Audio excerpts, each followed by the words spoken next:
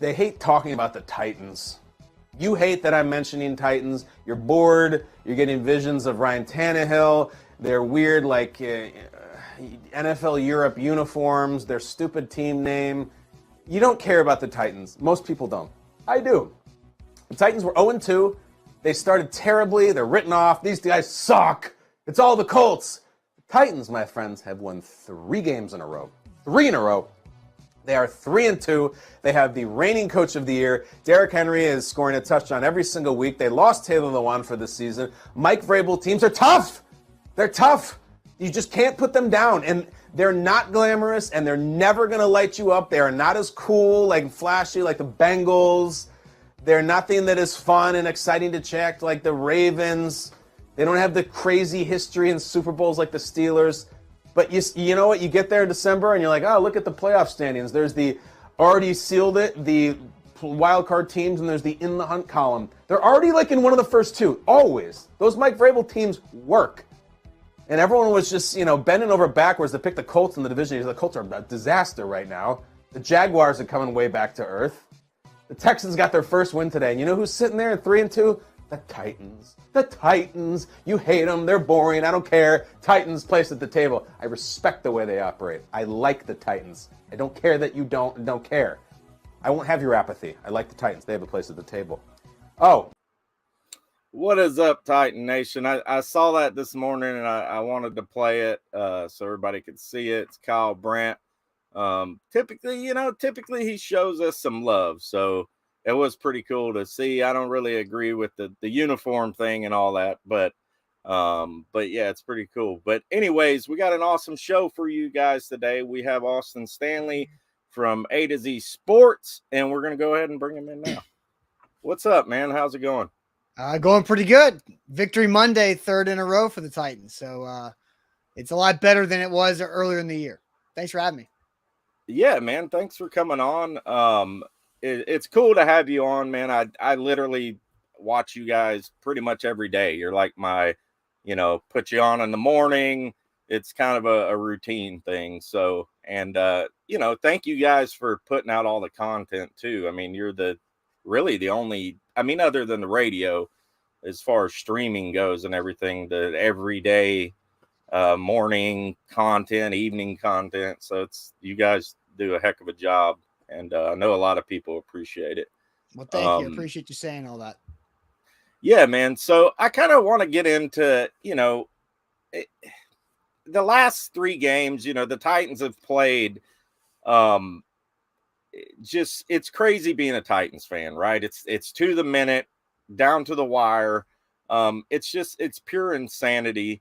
What do you think about this team just so far? Do you think this team how can you can't really say if they're for real or not, because it's hard to tell. And it's kind of like last season, Mike Vrabel getting the best out of these kind of practice squad players and things like that. What is kind of your just overall assessment so far?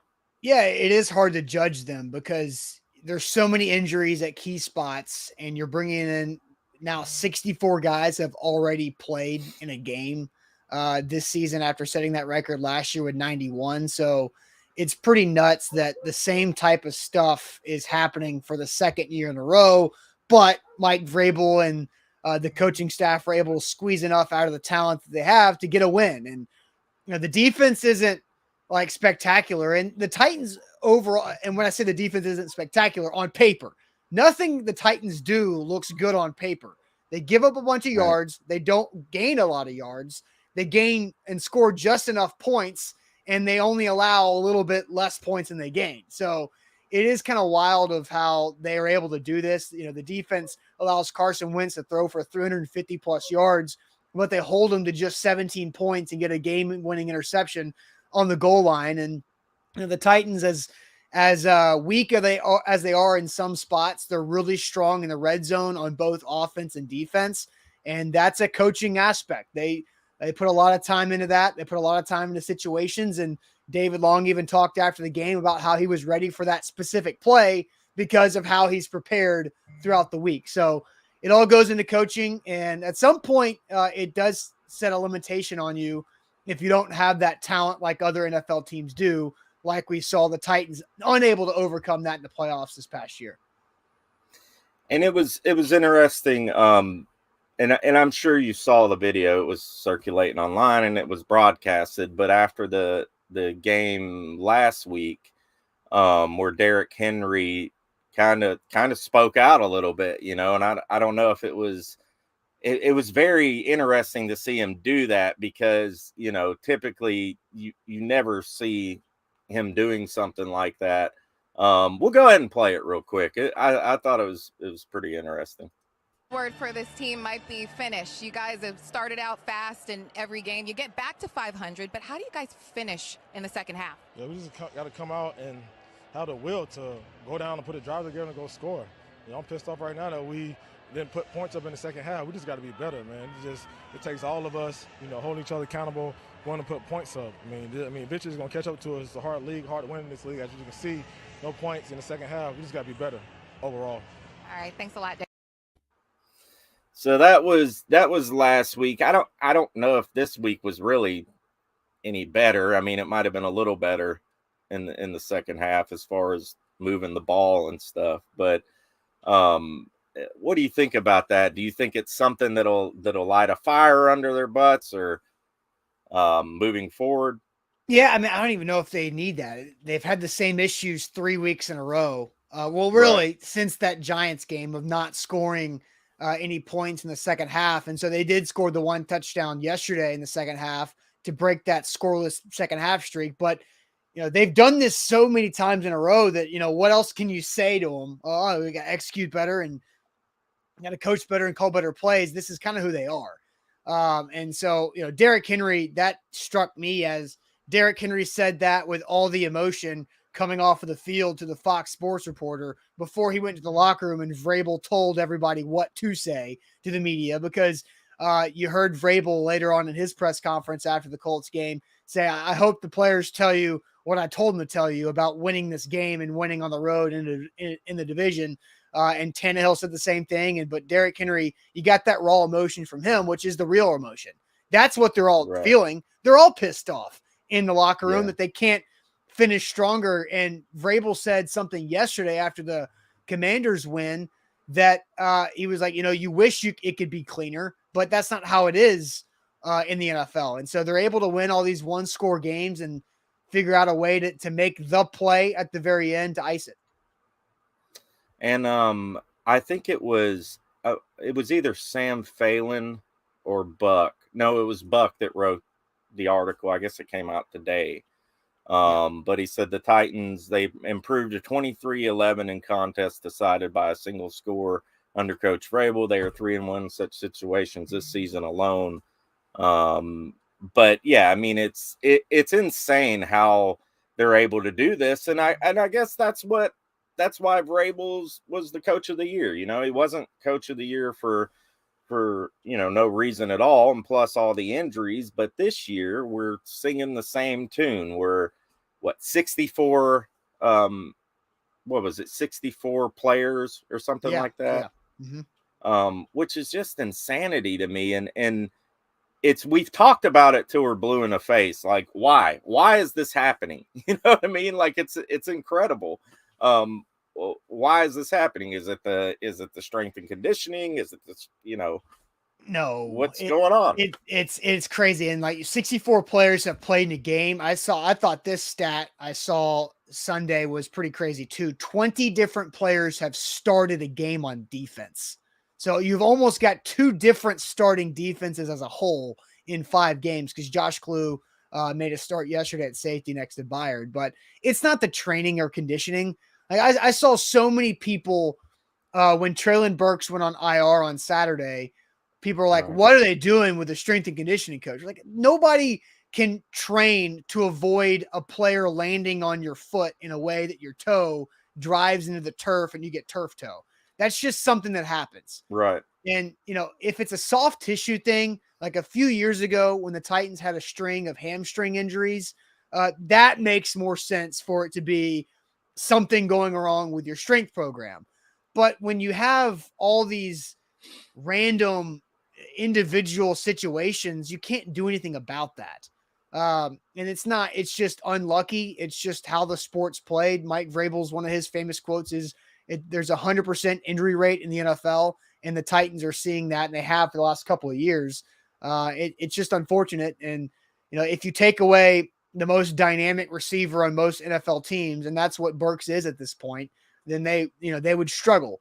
But Robert Woods got to step up. Everybody else around them has to step up, and especially the offensive line. And yeah, with the wide receiver situation at this point, like you said, I mean, Burks is out on IR.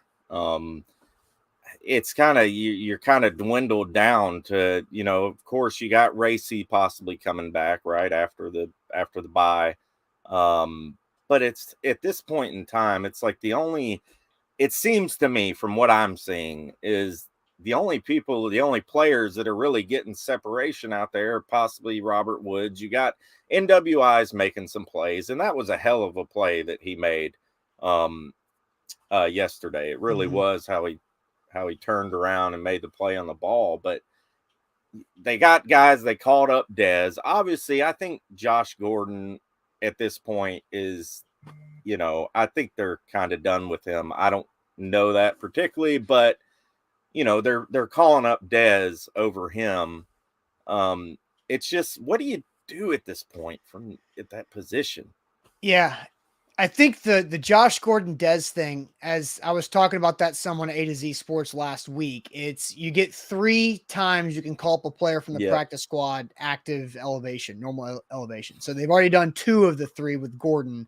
Dez had all 3 of his. And with Burks going on IR, you need another wide receiver a minimum of 4 more times. So Dez has 3 and Gordon's got 1. So there's 4. Maybe you think Commanders, not as good of a secondary. Maybe you give Dez a shot. And Vrabel said today in his Monday presser that they wanted to give Dez a shot, which he played 6 snaps, which is not much of a shot.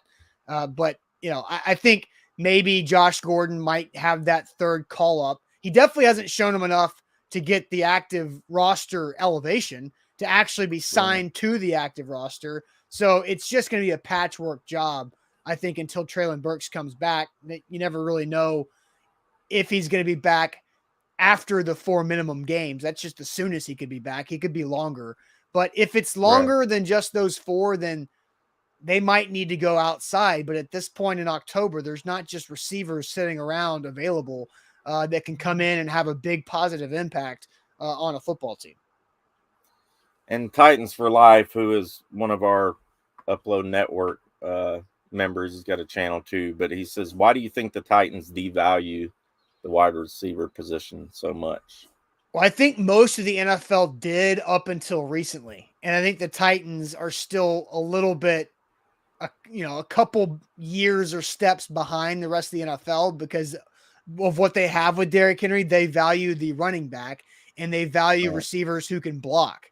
And now in the NFL, you're seeing everybody value receivers. Receiver contracts have skyrocketed over the last couple of years, and the Titans just don't have their offense set up that way. Now, is that because they have Ryan Tannehill, or is that because they don't have a quarterback that they feel can really take advantage and maximize all the wide receivers? I don't know. But, over the last, 15, 20 years, I always talked about the wide receiver position being the most dependent position in football because so many things had to go right for the receiver to get the ball. But that's changed because of schemes and different styles and the athletes that the college game is producing. Like if you remember back in the 2000s, people used to say, oh, wide receiver really makes his mark in year 3 of his career. Well, now the college game is spitting out NFL ready to go week 1 wide receiver prospects. And so it's easier to do that. And maybe the Titans are thinking that they can strike lightning twice with AJ Brown and follow up with Treylon Burks and not have to pay $100 million. And that's the thing with, the Titans didn't have to pay a quarterback for a long time. Now you're paying a quarterback, you're paying a left tackle, you're paying a safety a bunch of money, paying a running back. You're about to pay Jeffrey Simmons a bunch of money too. You can't pay everybody. And I guess with the AJ situation is something I don't think we necessarily need to go into too much depth. But they decided that with how it went down, that AJ was something they could live without, and try to draft and replace with a lot cheaper option there. And going to the other glaring thing is the offensive line. How bad it was yesterday. It's kind of been hit or miss. Like the pass blocking's been decent some games. It's been terrible. Obviously, Nate Davis being out was a huge. We missed him terribly.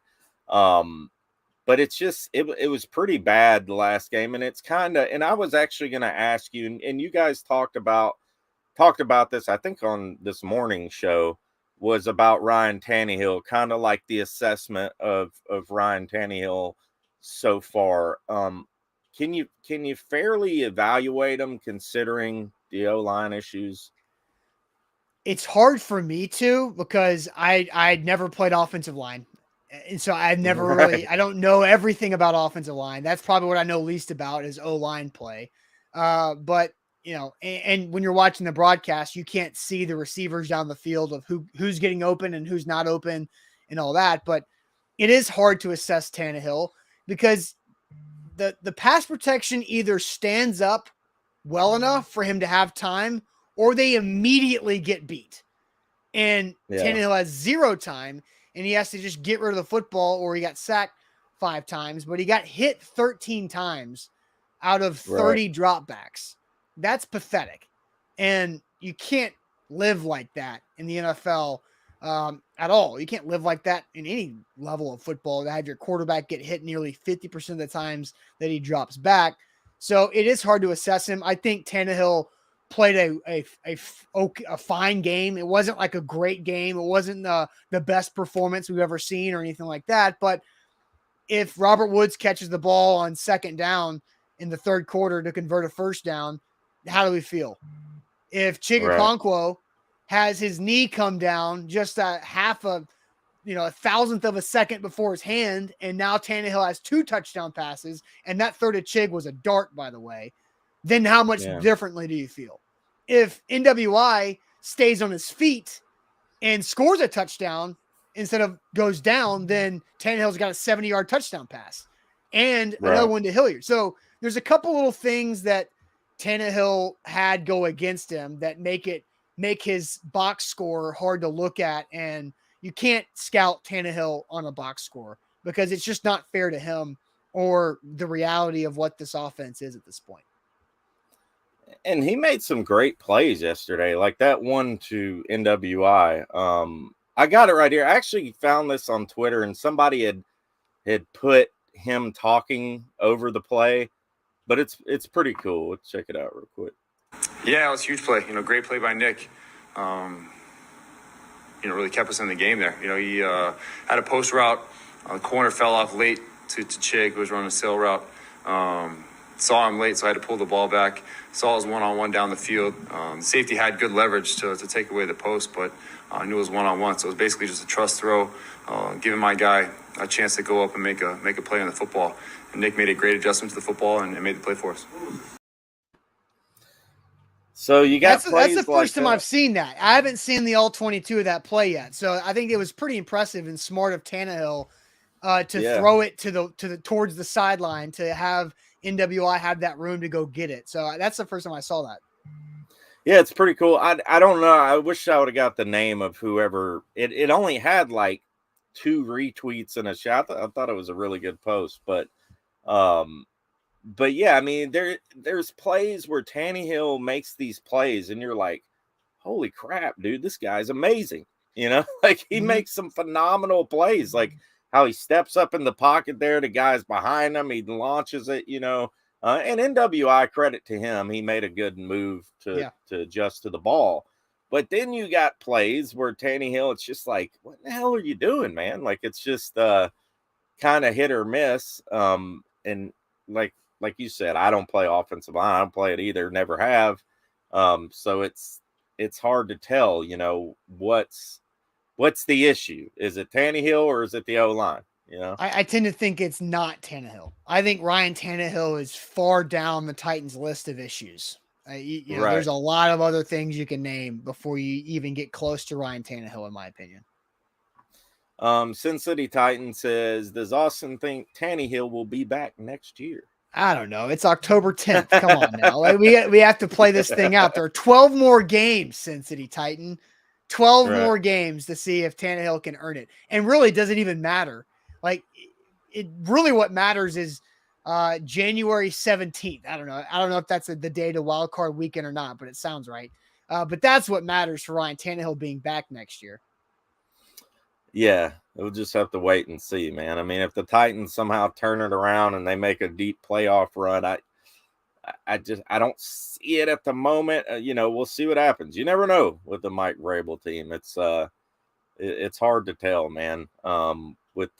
It's just crazy. It's crazy how I think it's more so on defense than offense, how they seem to find these guys that come in, you know, Dylan Cole, that play well. I don't know how Terrence Mitchell did yesterday. I know Farley obviously got blown up, but I don't know how Terrence held up yesterday, or not in that game. Yeah, I don't either. I do know because I listened to parts of Vrabel's press conference today, and I heard him. You know, he was asked about Josh Kalu, who played 100% of the snaps on defense, and he said he was out there. Like, he kind of talked about Kalu was, you know, did all right for. I don't know if Josh Kalu's ever played 100 snaps on defense in his life, outside of high school, right? He might. I don't even know if he was a full-time player in college on defense. So, you know, he did. I thought Josh Kalu was noticeable, and it wasn't like in a bad way. But yeah, they're getting guys out there, and Josh Kalu is somebody, again, I think trust is a big word. And Tannehill talked about that's a trust throw to NWI because they've worked together for 3 seasons. Josh Kalu's back with the Titans because the coaching staff trusts him to at least know what to do. I think Terrence Mitchell was brought in because he's a 30-year-old veteran who's played with a bunch of different teams and been around a bunch of schemes to know that he can go in and at least know where to be and not just get, you know, a blown assignment to blow open a touchdown. Now, he's got to be better covering and than he was against the Raiders, but at least Terrence Mitchell has not shown up for the negative reasons in a while.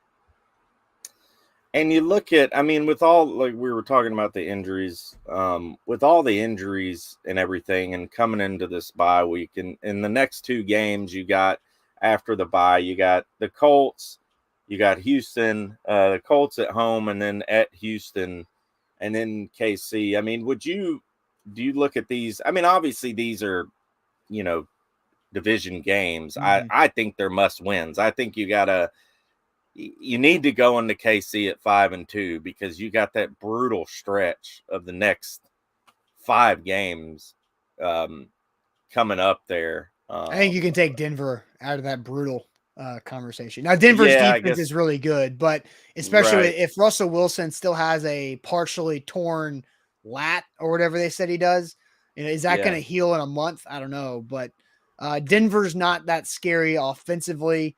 Their defense is top 5 in scoring right now. But yes, you have to, and I said this going into the game, going into the season, you've got to sweep the Texans, and there's 0 excuses to not.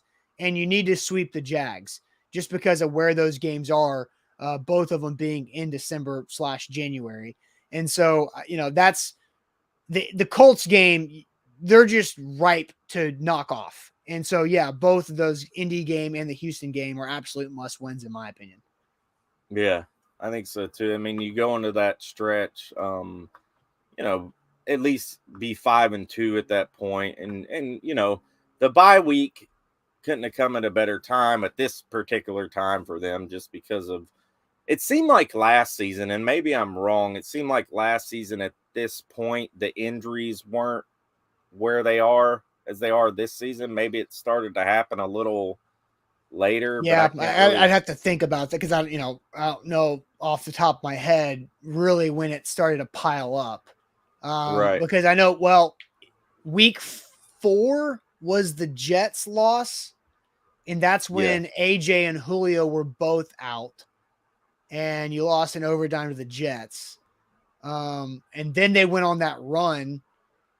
where they beat, the Chiefs, the Colts, the Rams, and who else was in there?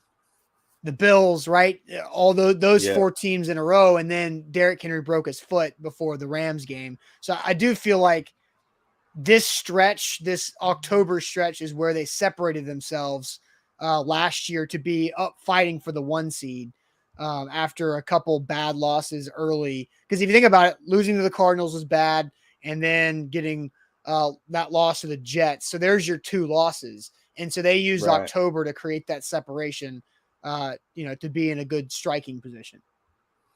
And I love there was an interview in the locker room, and I guess this was on your Twitter, A to Z's Twitter, Byard talking about the adversity. And just a few, I think it might have been before the season or right when the season started. He was talking about how they wanted to change the narrative, but we'll roll this one real quick. I mean, I think back to that Buffalo game where we got blown out and kind of embarrassed on national TV. And I'm not saying you guys nothing like that, but a lot of people kind of counted us out, saying that, what's going on with the Titans, boom, boom, boom. And I spoke to you guys in the locker room, and I said, man, our culture is based upon what happens when adversity hits. We hit adversity, obviously, early in the year going on too. But 3 straight wins, man, regardless of how they come, it's always great to win this league because it's going to be hard. We're always going to be in dogfights, 1-possession games. So proud of our defense. Big money David Long making plays. But like you said, man, there's obviously some things we got to correct. But at the end of the day, man, winning this league is very hard. So, and one thing that I'm super proud about this group is that we have no quit. Guys are going to fight to the end, and that's something that we can always build upon. Obviously, with other things we got to correct. So yeah, I mean, it's kind of it's the same type of mantra every season with the Titans, and I think that's why people in Tennessee, they're proud of their team or whatever, just because they got that kind of underdog mentality. But at the same time, it gets to the point where it's like as a fan, it's like, dude, come on, can we just not? There was one game that I can remember in the last 5 or 6 seasons where we just demolished a team, and it was Kansas City last season. Yeah. And I remember going to that game. I was like in the club section or whatever, and I just remember just kicking back and just chilling the whole game. I was like, wow, this is awesome. But yeah, it's not how it goes. No. There was a game of maybe it was 2 years ago in Indy where they won by a decent amount. I think it was AJ returned the onside kick for a touchdown. I remember that kind of being a blowout. There's been some Jags games where they've had those in the bag for a while. The Urban Meyer game where he got fired last year after losing to the Titans, and it was like 20-0.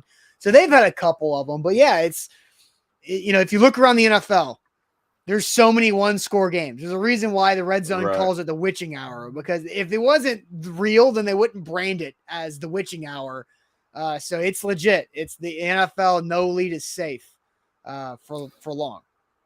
And somebody had asked who is due to return off injuries. What do you know about Bud Dupree? Like, do you know anything about his situation? What his injury really is? I don't know. I don't. I mean, what I know is that he's not been put on injured reserve. So they don't think it's a long-term thing. They kind of view it as a week-to-week situation, it seems like. And he came back. He missed the Raiders game, comes back versus the Colts, only plays a handful of snaps, then tweaks the hip again, and then missed yesterday's game. So, as other people coming off of injury, I think, all eyes are on Elijah Molden and Racing McMath. Are they going to be activated from IR? I don't know. Mike Vrabel didn't sound like they had much of a chance when he was asked about that last week. And there's no practice this week because of the bye week. So we're not going to see any other information. Although Vrabel did say that if you're hurt, you're there. Your bye week vacation is more rehab, is basically what he said. And so other guys, maybe Ola Daney, who's missed a couple games but wasn't on IR. You would think Amani Hooker would be back. You'd hope. I mean, the guy has a concussion and he's missed 2 games. If he misses the Colts game after a bye week, you hope Amani Hooker's back. If not, that's a pretty significant concussion to miss 4 weeks. And then who else could be back? Nate Davis, you would think so, and some others. Basically, that's kind of the list there overall. Right. And you look at, I mean, the issues at the other cornerback spot opposite of Fulton, that's been the Achilles heel. That's where they're attacking. Each team is attacking. You had Hollins with the Raiders kill us. And the guy with the Bills, who was the guy who killed us, and the backup wide receiver. Kudrow or something? Yeah, and these guys are like backup wide receivers that are destroying. Stephon Diggs had a day against the Titans. He too. did, yeah. He but did. For the most part, the Titans have actually, Devontae Adams under 40 yards. Michael Pittman only had 31 yards. And then yesterday, I don't remember what McLaurin's total yards were, but you had Diami Brown go for $130 on you and 2 touchdowns.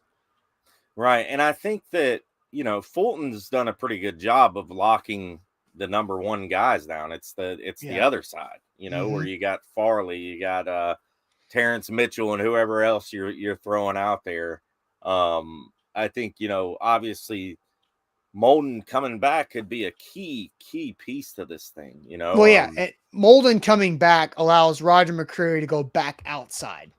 And that's where he's going to be best, because McCreary got beat on the second touchdown to Diami Brown. And that was a slot play. It was a slot fade down the left side. And McCreary got beat over the top. It wasn't bad coverage. It was a hell of a catch. One-handed grab by Brown to score his second touchdown of his career, second of the game. But McCreary outside with Fulton, then Molden in the slot, and then Amani Hooker coming back next to Kevin Byard. Now you feel better about your secondary as long as those guys continue to stay healthy. And I thought that Amadi was playing the slot before. That would be another one. Injured. That's another guy who could come back versus the Colts. And I think Ugo Amadi, yes, you just need Molden or Amadi back, and then you slide McCreary back outside. Yeah. So Ugo Amadi would be another good one, because hypothetically, if you get he and Molden back, then you've got your dime set of corners, and Caleb Farley doesn't have to come in unless one of those guys needs to go out. So Caleb Farley could then be your fifth option, which is kind of crazy for the situation that he's in. Right. Yeah, it is. And we'll go another few minutes, but one thing I did want to ask you about was, I know with A to Z, kind of, how long have you guys been around now? In Nashville? I guess there's two versions of us. So how long have we been around in Nashville? So almost 10 years, not quite 10 years, that Zach and I have been doing some type of show in Nashville. So initially we got our start in local radio back in the day. Did that for a few years together. That's kind of how we got our start and climbed the ladder there. And then officially with our A to Z business that we run now, it's been 6 years. So we started the company in August of 2016. And then, so right over 6 years that we've been doing it on this style and this platform. Right. And you guys were on like 102.5, right? Yeah. Or something like that. Y'all had a show. Were you and Zach both on there? Yeah, it was A to Z Sports. Yeah, it was still A to Z Sports, and we started as a podcast at that point. Just trying to work our way. Zach was in sales. I was a part-time producer, pretty fresh out of college at that point, and we were doing some high school football reporting for the Friday night high school show. And Zach approached me. He was like, "Hey, do you want to do a podcast?" I'm like, "Yeah, sure." And so we just wanted reps, and so we started doing that. Then we were live on Saturday mornings for about a year. And then we did 2 years of morning drive there. And then they let us go one day, which was the best thing that's ever happened to us. And then a month later, we started our own business and haven't looked back. And so it's been a great, crazy 6 years. Well, I guess, almost 10 years of where it got started. But yeah, it's we've been rolling strong here with A to Z Sports with our company for 6 years now. There was a guy that, I want to say there's an old Titans YouTube channel. I think they're the oldest, Titans Tube. Yeah. And I saw an old video of them. I mean, it was probably 6 years ago, and Luke Worsham was on there. Did he used to be on that? Like, I didn't know if he used to be on that podcast, or if he came from that, or what? No, I think Luke was a guest on their podcast. I remember them. I want to say one of the guys moved out of state, and this was pre. It was super easy to do what we're doing here, right? So Right. I want to say that's where Titans 2. Those are good guys. I met them a couple times, but I think Luke was a guest on their podcast. Luke was writing for, I want to say, for Titan Sized. That's where we found Luke. And so then we hired Luke, and he worked with us for 4 years. Luke's a great guy, hard worker, really super smart. But yeah, that's where we had Luke from. That's cool, man. Did you go to school to do this type of stuff, like Yeah, like for communications or yeah, whatever? I got a broadcast journalism degree from Tennessee in Knoxville. Nice. Yeah. Okay. That's pretty cool, man. Well, man, I appreciate you coming on today. It's been awesome. I really do. And you guys, I'm sure you probably all know A to Z Sports, but if you guys don't, go follow these guys, man. They're everywhere. Facebook, YouTube, Twitter, Twitch, Bucks on the radio, and whatever else is. You got websites and all that stuff. So we got it all. A to Z Sports.com, TikTok. You can't leave TikTok out these days. TikTok. You got a TikTok too? I didn't know you had a TikTok. TikTok is out there. It's crazy. You put up something on TikTok from a Titans practice, and you go back to the app a few hours later, and it has 100,000 views. And I don't know how it happened, but it did. But no, it's been great. Yeah, we got a guy in our network called the Power Hour.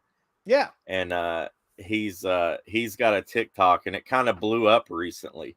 So I've thought about making a TikTok, but I'm right now I'm just YouTube and Twitter. So it's a lot, man. It's a lot to do for one man, Yeah, but, it is. That's why we no longer have just me and Zach. Right. We can't Makes do all that things easier for sure. Well, man, thank you so much, dude. Thank you for coming on. We appreciate all you do, and your podcast and all that stuff. And, have a good week, man. All right. Appreciate you having me. Thanks, guys. All right. See you. So that is Austin Stanley. We appreciate him from coming on. And it was fun, man. It was fun. We were going to have a show tonight. We had to cancel it. I wasn't able to get it prepped and ready, but Easton Freeze from Broadway Sports Media is going to come on, but not tonight. We'll get him on. I talked to him earlier. We're going to get him on at some point, maybe during the bye. So y'all look forward. Let's get to some of your comments, though. I wanted to kind of, it was hard to get to someone with Austin on the show, but I do want to scroll back and get to some of your comments before we check out today, because I don't know if I'm going to be able to release another video until probably Friday, maybe Wednesday. I'm not sure. I know the Power Hour probably has his show tonight. I think he's every Monday, something like that. Anyways, let me get to some of your comments here. Let me scroll back and get SM Ducky's been in the building, the Pelican, Titan Anderson. What's up, TA? I appreciate you showing up, man. Titans Tiger says, yes, we had better O tempo with AJ. He would dictate the D to cover. Hopefully we can get back to that. And sorry I couldn't get to all your questions, guys. I didn't want to, I told them I'd keep them in there 30 to 40 minutes. So at least they don't have a punter. Great seeing you, Austin. Sin City is in the building. Ashton Fiddler, I have a question. What do you think of Caleb Farley? And we talked about Farley some there. Top tier says 70%, 81%, 60% completion the last 3. Not much yardage the last 2, but no wide receivers in no time. Yeah, that's not bad numbers, to be honest. It's not terrible numbers. So Timothy Ferris is in the building. We appreciate you too. He says free agent O-lines, Darrell Williams, Nate Solder, Brian Balaga, hell, even Quentin Spain not going to happen. The same 5 O-line cannot start in 2 weeks. Why? I guess because of the bye or what? Anyways, Tiger says, Rossi, Austin, thank you guys. Great visit. Yes, thank you guys too. Titan Fox, good show. So I did want to play something here real quick. Oh yeah, I wanted to play the David Long interception. This was awesome. Wentz, quick pass, and it's intercepted! David Long with the interception, and he's finally brought down near midfield. Carson Wentz intercepted as time expires, and the Titans win 21-17.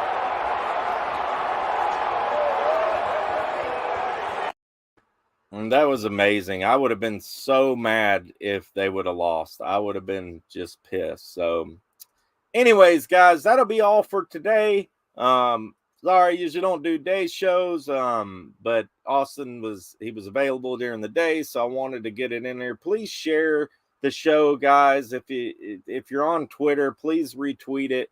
It would mean a lot to me. I'd like to get some good views on this one, So, anyways, hit that like button if you haven't. Tighten up that like button, as we say at the Titan Upload Network. And we'll see you next time, guys. I think the Power Hour is going live tonight. I think he usually goes live on Monday nights. And I'm sure Titans for Life will be releasing some stuff, and Titan Upload, and it's been doing the watch parties, and Titan Anderson, of course, who's always a contributor to this network. We give him a shout out. You guys go follow him. Titans Time Podcast, Titans and Truth, Tennessee Titans Weekly, all those guys, go check them out. And we'll see you on the flip side, guys. Tighten up. Let's go.